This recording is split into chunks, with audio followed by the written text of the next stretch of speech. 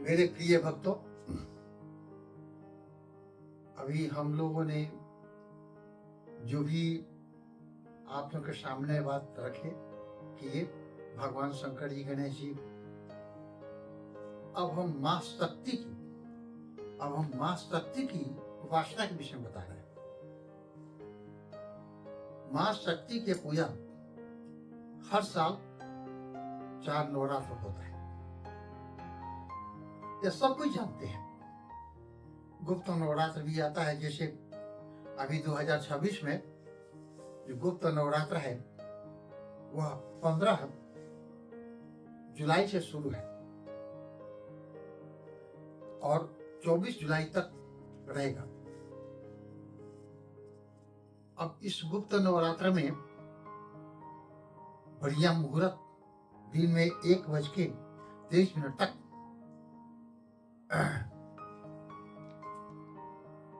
एकम तिथि या प्रतिपदा है। इस साल का योग कुछ और ही बता रहा है। जैसे आप लोग सुने होंगे, बहुत से चाहे कहते होंगे या आपके गुरु पुरोहित इष्ट मित्र या ज्योतिषी विद्वान लोग कहते होंगे कि रवि पुख योग अद्वैत चीज है, इसको समझ लीजिए। गुरु पुख योग जिस दिन रविवार है, अगर पुख नक्षत्र हो गया तो रवि गुरु पुख योग कहलाता है।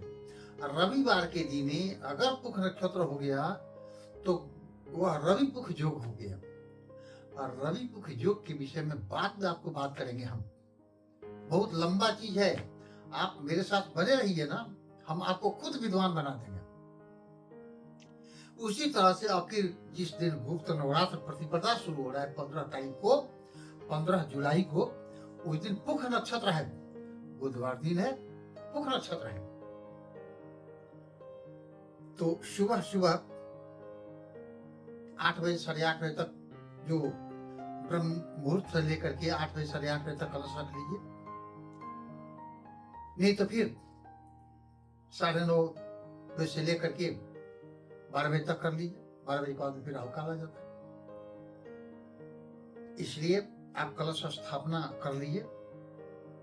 अभी वर्तमान में जो 26 तारीख को बीता है, 22 तारीख से 26 तारीख तक अंबुबाची मेला, अंबुबाची तीर्थ स्थान माँ कामाख्या है।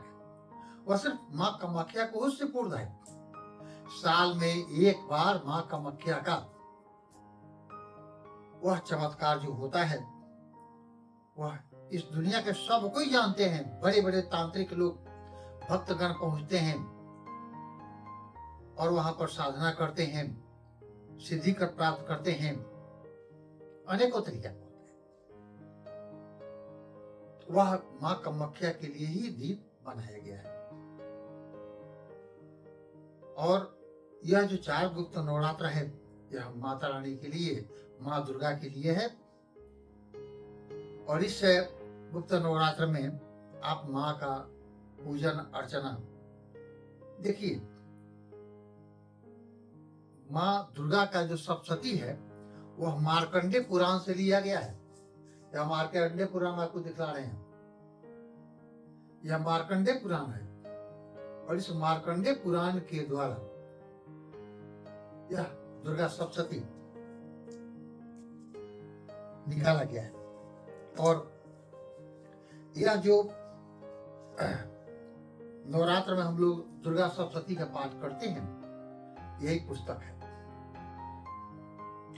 और यह पुस्तक नहीं है, यह समुद्र में छुपे हुए रत्न है। और माँ की ममता कितना आप दिखलाती हैं, माँ कितना ममता आप प्रसन्न करने में लगाती हैं, आपके ऊपर निर्भर करता है। जिस भक्ति भावना से माँ का उपासना कीजिएगा, उसी तरह से माँ आपको प्रसन्नता पूर्ण, लवणता पूर्वक सुंदर शरीर, सुंदर घर द्वार, बर, बाल बच्चा, माता पिता सब प्रदान करती है। यही तो शक्ति है, इन्हीं का नाम शक्ति है। और शक्ति कुछ नहीं है, ये शक्ति है, इनका नाम शक्ति है। और यही एक शक्ति है जो कि हम लोगों को शक्ति प्रदान करती है। माँ दुर्गा के जितना आराधना कीजिए,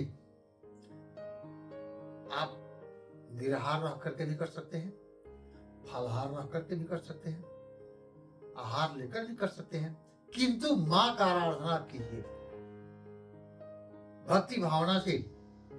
जिस तरह की आपकी भावना रहेगी माँ अवश्य पूरा करेगी। यह जो गुप्त नवरात्र आ रहा है, यथा संभव जितना भी आपसे बने माँ का आराधना कीजिए, पाठ कीजिए।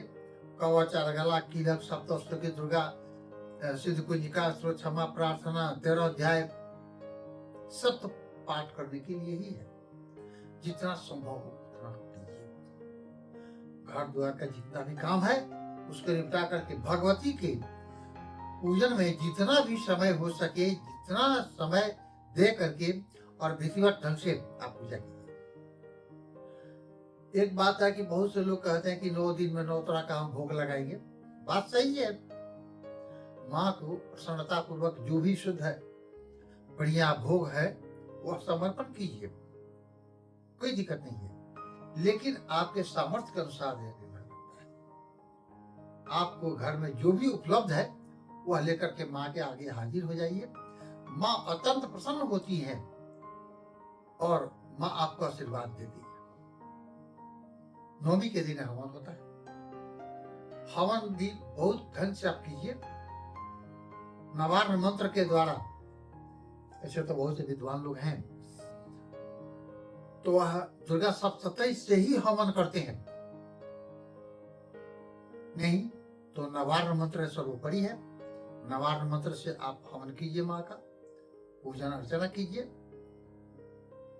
प्रेम से बोलिए माँ दुर्गा की जय।